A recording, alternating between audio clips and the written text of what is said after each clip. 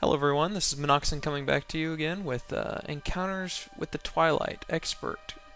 I ran this map here with a strategy that I've worked on and I've seen others use, so pretty effective, and I think I finished the map in just over 23 minutes. When we return to the I'm going to start the map out by summoning a couple of Shamans and then back it up with a Windweaver.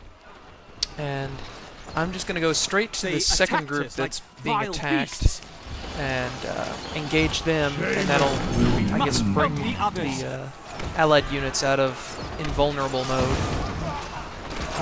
It'll also cause those other units to come down from the north. There they are. Good work.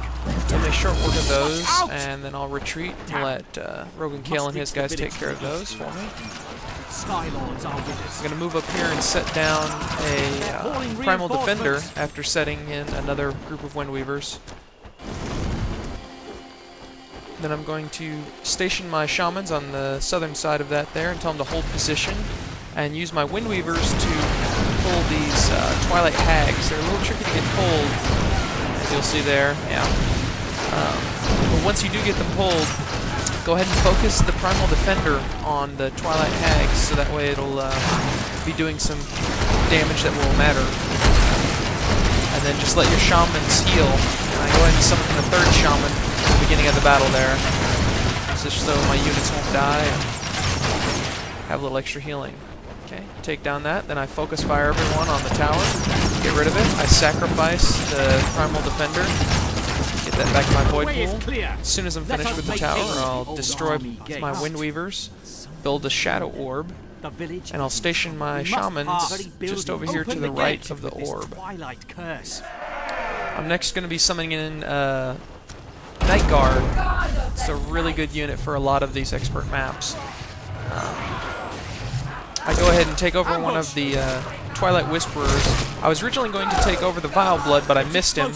I've got it in such a fast replay you didn't really see him go by, but he wandered by there. Got him that time though. And then I'm going to collect, I believe, 3 or 4 of those before I go ahead and leave this area. I think I'm going to grab another Whisperer there. And I'm just going to keep summoning in Night Guards until I get a good collection of units there. I should have, since I missed the Vile Blood in the first place, I should have summoned in my Breeding Grounds, because then I have 2 orbs. That would have been the wise thing to do.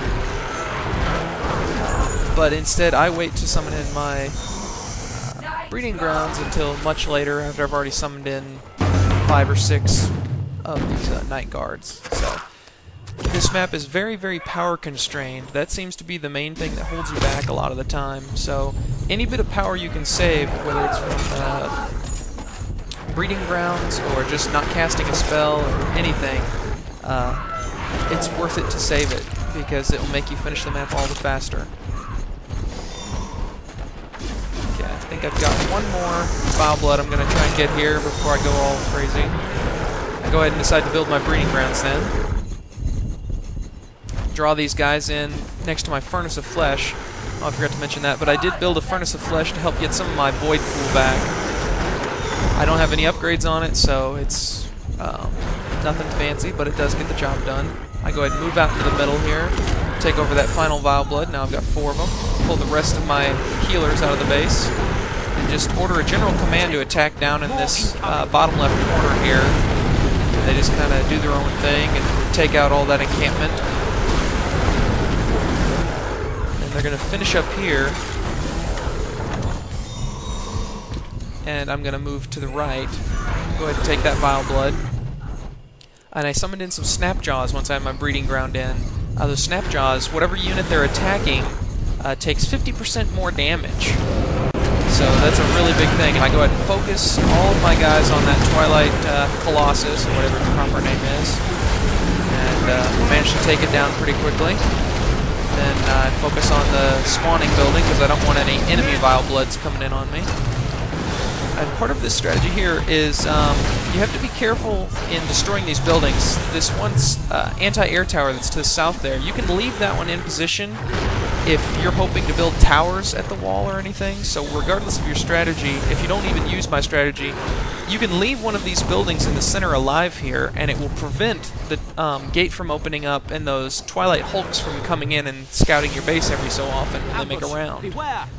So I just clear out the rest of the middle here. I leave that anti-air building up here in the top right because I'm going to be building living towers in the southern portion there, which would be not very helpful because they would go and destroy that anti-air as soon as they were built.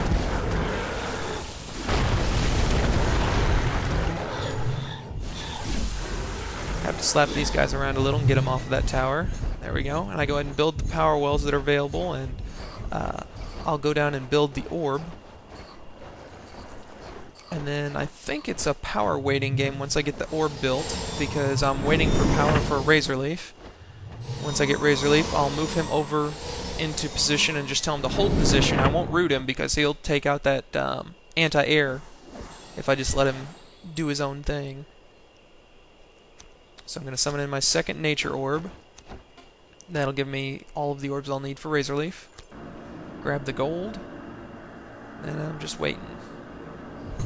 You do a lot of waiting in this map. Oh, and also on this, you can build that wall up even with that anti-air there. That makes that pretty handy. And I will set the Snapjaws that I've summoned on either side of the gate there. That leaves them usually in a pretty good position to do their little attack move to either the Hulks that come in, and then they're automatically taking 50% more damage from your really beefed up Razorleaf, or whatever other units happen to be attacking there. So they're a really handy unit. I'm going to speed the video up a bit until I get my Razorleaf. I'll keep it decent speed so we don't have to watch him shuffle across the map. I'm going to run a Shaman down here. Yep, he's already there. I'm going to throw down some living towers.